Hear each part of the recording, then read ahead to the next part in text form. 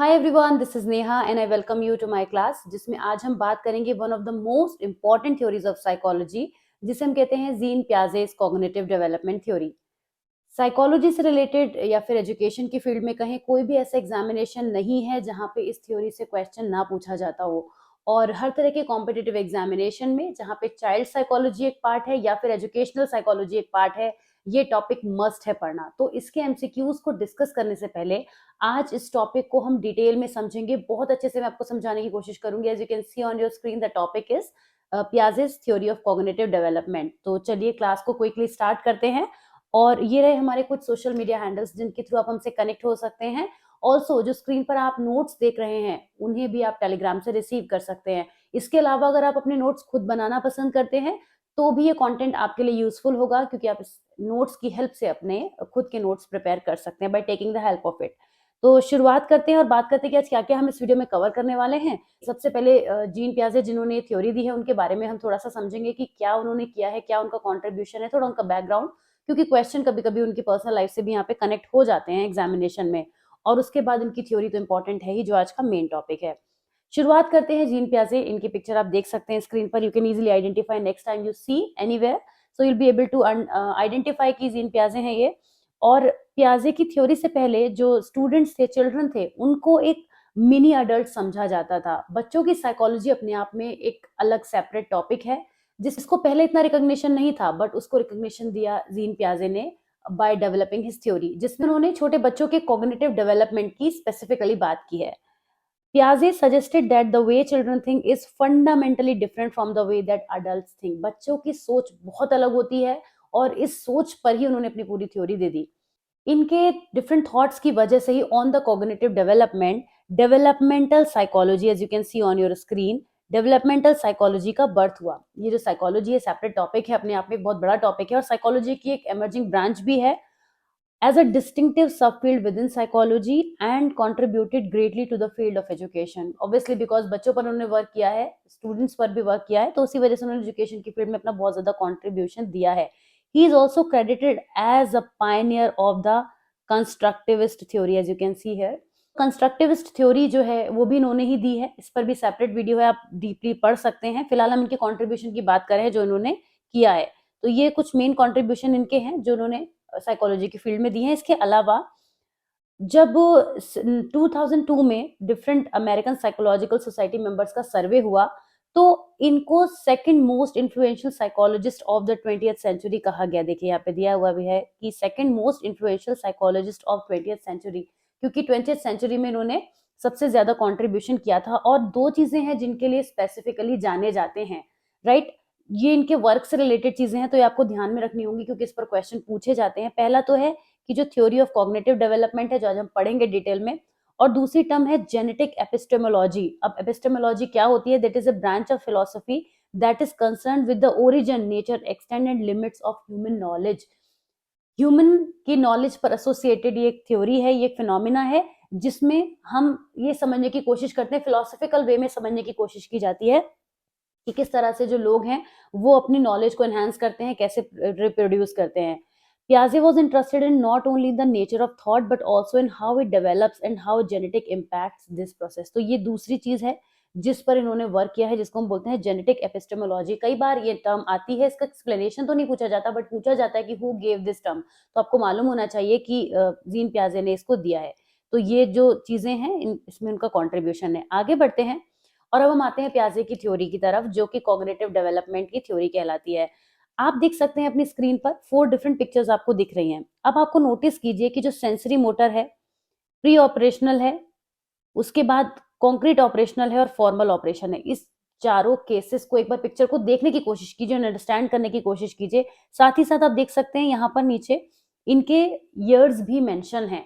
ये ईयर्स भी आपको याद रखने हैं, ये भी इंपॉर्टेंट कंपोनेंट है जो पिक्चर में नजर आ रहा है। और दूसरा, बच्चा डिफरेंट स्टेजेस में डिफरेंट तरीके से ग्रो होता है, उसका कॉग्निटिव डेवलपमेंट बहुत अलग अलग तरीकों से होता है। ये जीन पियाजे ने अपनी थ्योरी में समझाया था। तो चलिए हम इसको एक एक करके समझेंगे कि क्या क्या होता है इस थ्योरी में, और आगे हम बढ़ते हैं। पिक्चर आप देख ही चुके हैं और अब सबसे पहले बात करते हैं सेंसरी मोटर स्टेज की। जैसे कि आप स्क्रीन पर देख सकते हैं हमने सेंसरी मोटर को 2 पार्ट में डिवाइड किया है और इस लाइन में ही इसका पूरा जो एक्सप्लेनेशन है वो हिडन है। कैसे है? बच्चा अपने सेंसेस और मोटर स्किल्स का यूज करता है, वो स्टेज कहलाती है सेंसरी मोटर स्टेज। अपने सेंसेस का यूज करता है और अपने मोटर स्किल्स को परफॉर्म करता है। The first phase of children's cognitive development is known as sensory motor. It extends from birth to approximately 2 years। ये आपको ध्यान रखना होगा, जैसे मैंने अभी बोला भी था कि यहाँ पे आपको इस चीज को ध्यान में रखना होगा कि जो आपका जो टाइम पीरियड है वो क्या है। बर्थ से लेके 2 years तक इसके अंदर सब पीरियड्स भी आते हैं, अभी हम उसकी बात नहीं कर रहे हैं, लेकिन सब पीरियड्स भी आते हैं जिसमें मंथ वाइज हम समझेंगे कि बच्चा किस मंथ में और किस मंथ से किस मंथ की रेंज में कैसे बिहेव करता है, कैसे परफॉर्म करता है अपने एक्शंस को। तो ये बर्थ से अप्रोक्सीमेटली 2 years तक की चलने वाली एज है and is a period of rapid cognitive growth. अगर आपके सामने क्वेश्चन आता है कि कौन सी स्टेज है पियाजे की थ्योरी में जिसमें सबसे ज्यादा कॉग्निटिव जो है वो ग्रोथ होती है, तो रैपिड कॉग्निटिव ग्रोथ का जो पीरियड कहलाता है वो सेंसरी मोटर कहलाता है। एक क्वेश्चन यहाँ से बन गया। During this period infants develop an understanding of the world through coordinating sensory experience with motor action, इसीलिए इसका नाम सेंसरी मोटर है। फिर से देखिए एक बार, क्या क्या कोऑर्डिनेट करते हैं अपने सेंसरी एक्सपीरियंस, मतलब देखना सुनना, जो वो देख रहे हैं उसकी हेल्प से वो टच करना, किसी चीज को रीच आउट करना, ये करना अंडरस्टैंड कर पाते हैं। इसी वजह से इस जो पीरियड का नाम है वो सेंसरी मोटर कहलाता है। इसकी कुछ कैरेक्टरिस्टिक्स होती हैं जो जैसे कि दो, एक चीज बहुत स्पेशल है इस सेंसरी मोटर स्टेज में जिसका सेपरेट क्वेश्चन भी बनता है। वेल इस पर एक सेपरेट वीडियो भी है, ऑब्जेक्ट परमानेंस की मैं बात कर रही हूँ, जो आप देख सकते हैं स्क्रीन पर कि ऑब्जेक्ट परमानेंस क्या होता है। The most important cognitive development during this stage is the development of object permanence. अब आप एक बात समझिए अच्छे तरीके से, इस ऑब्जेक्ट परमानेंस पर क्वेश्चन आएगा तो आपको ध्यान में रखना है कि object permanence sensory motor stage में देखने को मिलता है, राइट? डेवलप होना शुरू होता है वो भी 8 months ऑनवर्ड्स, यानी 8 month से पहले बच्चा ऑब्जेक्ट परमानेंस में लैक करता है और उसके बाद से लेके टिल द लाइफ, जब तक जिंदगी चलती है, बच्चा ऑब्जेक्ट को आइडेंटिफाई कर सकता है, ऑब्जेक्ट के परमानेंट होने या ना होने की चीज को समझ पाता है। फॉर एग्जाम्पल, मैं आप एग्जाम्पल से समझा देती हूँ कि जैसे मान लेते हैं कि मेरे पास इस समय एक डस्टर है, राइट? एक डस्टर है। अब इस डस्टर को मैं अगर हाइड कर दूं तो बच्चा उसे अगर ढूंढने की कोशिश नहीं कर रहा है तो इसका मतलब वो ऑब्जेक्ट परमानेंस में लैक कर रहा है। मैंने उसको बोला ये देखो गायब, तो उसको लगा गायब, ये चीज है ही नहीं, एग्जिस्ट ही नहीं करती, तो यहाँ पे बच्चा ऑब्जेक्ट परमानेंस में लैक कर रहा है। तो ये जो ऑब्जेक्ट परमानेंस की कैरेक्टरिस्टिक है वो 8 months ऑनवर्ड्स बच्चे में आ जाती है, ठीक है? और यही इस पीरियड में कैरेक्टरिस्टिक है, इंपॉर्टेंट कैरेक्टरिस्टिक है जो यहाँ पे डेवलप होती है। Meaning and awareness that things continue to exist even when you can not see them. तो ये चीजें होती हैं।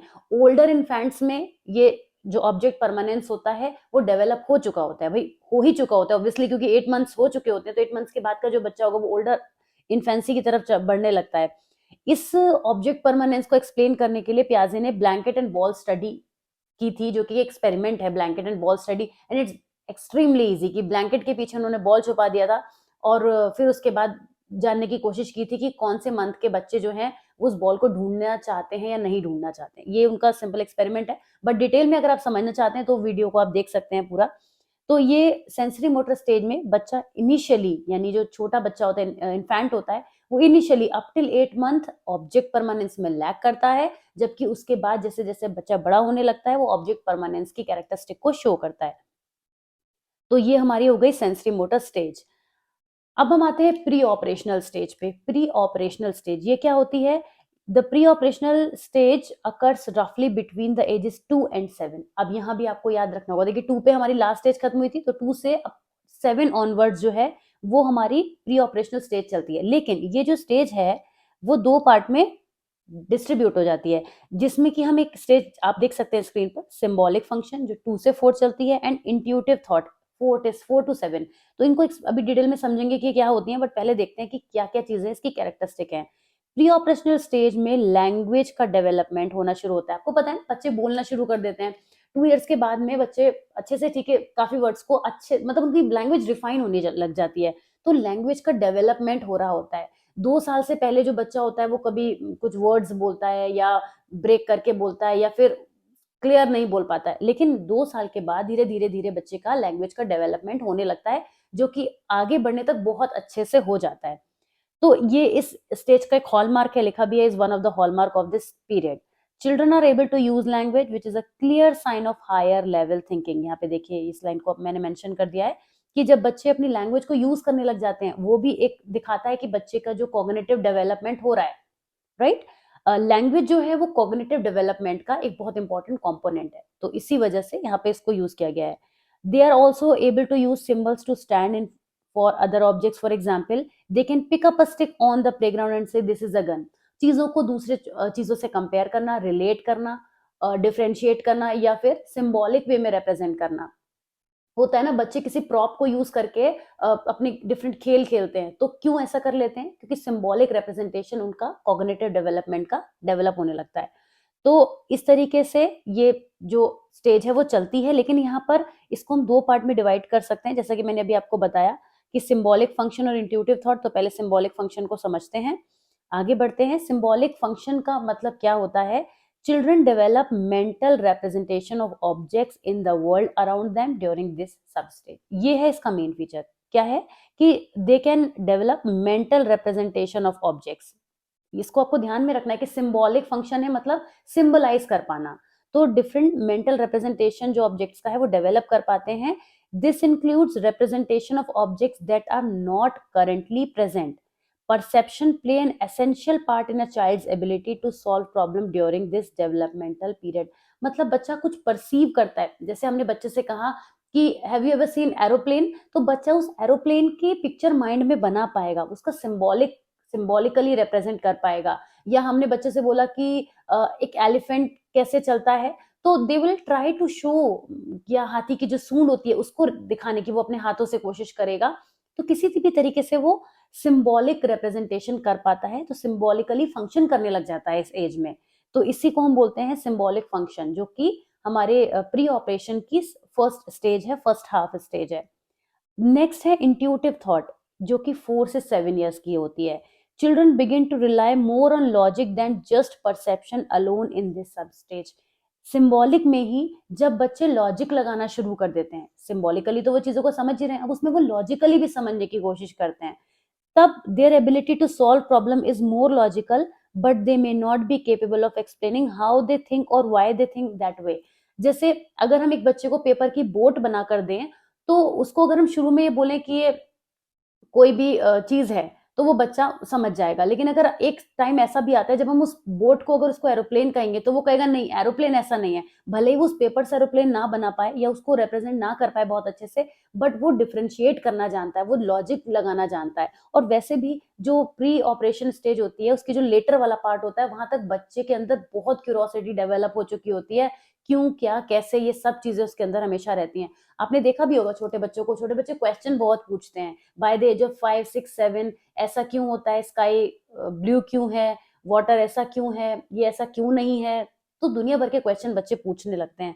तो वो इंट्यूटिव थॉट का एक एग्जाम्पल है कि बच्चे लॉजिक पे ज्यादा भरोसा करते हैं, और अगर उनको लॉजिक के साथ में आंसर दिया जाए तो वो ज्यादा पसंद करेंगे। और अगर उनसे कहा जाए नहीं बस समझ लो ऐसा है तो ऐसा है, ये स्काई जो है वो ब्लू है तो ब्लू ही है, बस अब देख लो ना ब्लू है, दैट्स इट, तो वो उसे पसंद नहीं करते। They always want to know the reason behind something. तो this is called the intuitive thought, जिसमें बच्चा प्रॉपर लॉजिक के साथ बात को समझना चाहता है, right, not just the symbolically. केवल सिंबॉलिक फंक्शन उनका नहीं रह जाता, उसमें लॉजिक भी ऐड हो जाता है।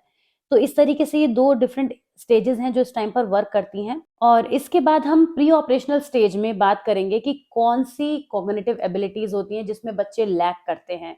तो ईगोसेंट्रिज्म और कंजर्वेशन, ये दो सेपरेट टॉपिक भी हैं। आप ये समझ के चलिए कि ये एमसीक्यू प्रोड्यूस करते हैं एग्जामिनेशन में, कॉम्पिटिटिव एग्जामिनेशन में। अगर आप इसको बीएड में पढ़ रहे हैं, या फिर अपनी एजुकेशनल साइकोलॉजी के किसी कॉम्पिटिटिव एग्जाम में पढ़ रहे हैं, या किसी डिस्क्रिप्टिव में भी पढ़ रहे हैं, तो भी इसको अच्छे से समझ लीजिए कि क्या होते हैं।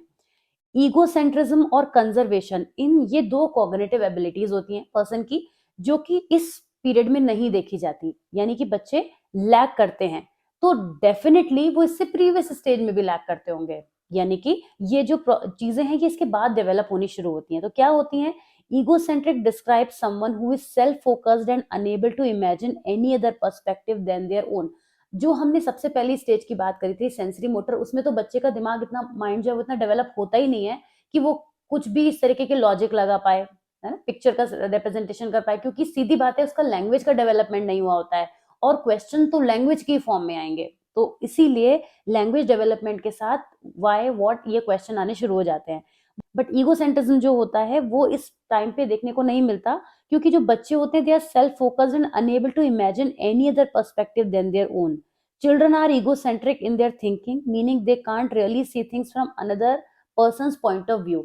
जैसे कि एक बच्चा जो है वो अपनी ग्रैंड मदर को कॉल करके कहता है कि देखिए आसमान में इस समय एक एरोप्लेन जा रहा है। वो अपनी छत पर खड़ा हुआ है और उसको ये लग रहा है कि क्योंकि वो छत पे खड़ा है और आसमान में एरोप्लेन जा रहा है तो इसको मेरी ग्रैंड मदर भी देख सकती हैं। तो वो इसके पीछे कोई वो अपने ही लॉजिक से देख रहा है, अपने एंगल से चीज को देख रहा है और वो ये अंडरस्टैंड नहीं कर पा रहा है कि चीजें दूसरी तरफ से वो मुझसे डिस्टेंस पर है और वो नहीं देख सकती। ये इस सिनेरियो में हम ये चीज को भी मेंशन कर देते हैं कि जो उसकी ग्रैंड मदर है वो उससे काफी दूर रहती हैं, may be in the another city, और बहुत ज्यादा दूर रहती है जिसमें उनको वो एरोप्लेन नहीं दिख रहा है। बेसिकली कहने की बात ये है। तो ईगोसेंट्रिज्म में बच्चे यहाँ पे लैग करते हैं, वो ये लॉजिक नहीं लगा पाते कि अगर हम आसमान में एरोप्लेन देख रहे हैं तो हमारी जो ग्रैंड मदर है वो भी नहीं देख सकती हैं। तो ये कॉग्निटिव एबिलिटी है जिसमें बच्चा लैग करता है। Children at this stage lack the concept of conservation also, meaning they don't understand that something stays in the same in quantity even though its appearance changes। देखिए एक important है point कि conservation का मतलब क्या होता है। They don't understand that something stays in the same in quantity even though its appearance changes। इसका example मैं आपको समझाती हूँ। जैसे हमने एक ग्लास में बच्चे को वाटर दिया और उसको किसी दूसरे जो है पॉट में हमने उसको फैला दिया, तो बच्चे से पूछा जाएगा कि ये ज्यादा है। अगर हमने उसको किसी ऐसे बहुत फैले हुए बर्तन में डाल दिया है तो बच्चा सोच सकता है कि ये ज्यादा है, इस तरीके के वो आंसर देगा। मतलब वो अभी लॉजिकली ये नहीं समझ पा रहा है कि कोई भी जैसे डो हो गया, डो को अगर हमने स्ट्रेच कर दिया या कोई इलास्टिक वाली चीज हो गई, हमने जब उसको स्ट्रेच कर दिया तो बच्चे को लग रहा है कि वो चीज बढ़ गई, जबकि वो वापस उसी शेप में आ सकती है। तो ये इलास्टिसिटी या किसी चीज का बढ़ जाना या घट जाना, बट उसकी क्वांटिटी सेम रहना बट उसकी शेप बदल जाना, इस लॉजिक को बच्चा अंडरस्टैंड नहीं कर पाता है इस एज में। राइट, वो हो सकता है देख के क्यों क्या क्वेश्चन करे, वो एक अलग चीज है, लेकिन कंजर्वेशन की प्रॉपर्टी को वो होल्ड नहीं करता और इस कैरेक्टरिस्टिक में वो लैक करता है during the pre operational stage, जो कि हमारी सेकंड स्टेज है, जो कि 2 से 7 इयर्स के बीच होती है। राइट, तो ये हमने समझा। अब हम आगे बढ़ते हैं, नेक्स्ट स्टेज की तरफ चलते हैं, जो कि है कॉन्क्रीट ऑपरेशनल स्टेज। अब यहाँ से बच्चे के माइंड में और उसके बिहेवियर सब में थोड़ी स्टेबिलिटी आने लगती है। This stage begins around the age of 7। During this stage, children are more capable of solving problems because they can consider numerous outcomes and perspective। बच्चे जो है यहाँ पे काफी सेल्फ डिपेंड होने लगते हैं। All of their cognitive abilities are better developing in this stage। यहाँ से जो कॉग्निटिव एबिलिटीज होती है काफी अच्छे से डेवलप होनी शुरू हो जाती हैं। तो क्या क्या चीजें हैं जो हमें देखने को मिलती हैं यहाँ पे, समझिएगा मेरे साथ में। इसको देखते हैं वापस से कि क्या क्या जो स्टेजेस हैं वो हमको यहाँ पे देखने को मिलती हैं। सबसे पहले कैटेगराइजेशन एबिलिटीज इंप्रूव होती है। बच्चा कैटेगराइज फिल्टर कर पाता है कि क्या है क्या नहीं है, आइटम्स को एक डायमेंशन में अरेंज करना, चीजों को एक साथ रखना, इस तरीके की चीजें कैटेगराइज करना बेसिकली। न्यूमेरिकल एबिलिटीज भी इंप्रूव होती हैं। बच्चे कॉम्प्लेक्स मैथमेटिकल प्रॉब्लम को अब इजीली सॉल्व कर लेते हैं। उसके भी पीछे सिंपल रीजन, एक तो एज बढ़ रही है, बच्चे की एबिलिटीज, कॉग्निटिव एबिलिटीज बढ़ रही हैं, इस वजह से न्यूमेरिकल एबिलिटीज को सॉल्व करने की स्पीड भी बढ़ जाती है, टाइम कम लेता है बच्चा। स्पेशियल एबिलिटीज बेटर होती हैं, मतलब चीजों को कैसे किसी एक स्पेस में कैसे चीजों को मैनेज करना है, मैनेजमेंट का स्किल डेवलप होता है। और टाइम और डिस्टेंस को एस्टिमेट कर पाते हैं, कितनी देर में कोई चीज क्या रहेगी, कोई चीज स्पेस में किस तरह से मूवमेंट कर रही है, उसकी बेसिक अंडरस्टैंडिंग उनके अंदर आने लगती है। और वो रिवर्सिबिलिटी के लॉजिक को भी समझने लगते हैं कि अगर कोई चीज किसी शेप में थी तो वो वापस उस शेप में लाई जा सकती है, यानी कि कोई भी चीज जो जिसकी शेप हमने पहले चेंज कर दी थी उस शेप को बदला जा सकता है। इस लॉजिक को वो समझ जाते हैं, बट यहाँ पे कंजर्वेशन की प्रॉपर्टी में वो लैक करते हैं कि उसकी जो वैल्यू होगी वो कम या ज्यादा होगी, वो प्रॉब्लम बताने में उनको प्रॉब्लम होती है। तो ये जो 4 कैरेक्टरिस्टिक्स हैं यहाँ ये बच्चा शो करता है। फिर लास्ट आती है फॉर्मल ऑपरेशनल स्टेज। जैसा कि इसका नाम है फॉर्मल ऑपरेशनल स्टेज, ये स्टार्ट होती है 11 से। 11 इयर्स की एज में बच्चा इस स्टेज में एंटर करता है। Children enter the formal operational stage, abstract thought characterize this stage. Children can think about abstract concept and are not limited to a current time person और सिचुएशन। बच्चों का जो लॉजिकल थिंकिंग का बहुत ज्यादा एक्सपेंशन होने लगता है। They can also think about hypothetical situation, मान लीजिए ऐसा हो सकता है, मान लीजिए वैसा हो सकता है। हाइपोथेटिकली बच्चा सोचने लगता है और किसी भी सिचुएशन की दूसरे एस्पेक्ट को भी देखने लगता है और वेरियस पॉसिबिलिटीज की भी बात करता है बच्चा कि कोई भी बात चीज जो हो रही है उसके पीछे बहुत सारी पॉसिबिलिटीज हो सकती हैं। सिचुएशन जो एग्जिस्ट नहीं करती, कभी भी एग्जिस्ट नहीं करती या फिर अनरियलिस्टिक भी हो सकती हैं। तो इमेजिनरी थिंकिंग जो है वो बच्चे के अंदर हम देखने को यहाँ पे हमें मिलती है। किस स्टेज में? फॉर्मल ऑपरेशनल स्टेज में। During this stage children are capable of hypothetical deductive reasoning, क्योंकि हाइपोथेटिकली सोच पाते हैं तो डिड्यूस भी कर पाते हैं, जिसकी वजह से वो डिफरेंट हाइपोथेसिस ड्रॉ करके कंक्लूजन ड्रॉ कर सकते हैं। मींस कोई रूल क्रिएट कर सकते हैं, कोई नॉर्म क्रिएट कर सकते हैं किसी भी तरीके की थिंकिंग के बारे में, इस तरीके से वो कर सकते हैं। रीजनिंग स्किल्स उनके और ज्यादा इजी हो जाते हैं, वो बहुत सिस्टमेटिक हो जाते हैं, गोल ओरिएंटेड हो जाते हैं, लॉजिकल हो जाते हैं और चीजों को हमेशा एक कोऑर्डिनेटिंग वे में एक के बाद एक किसी सिस्टमेटिक वे में अरेंज करना है वो समझ पाते हैं।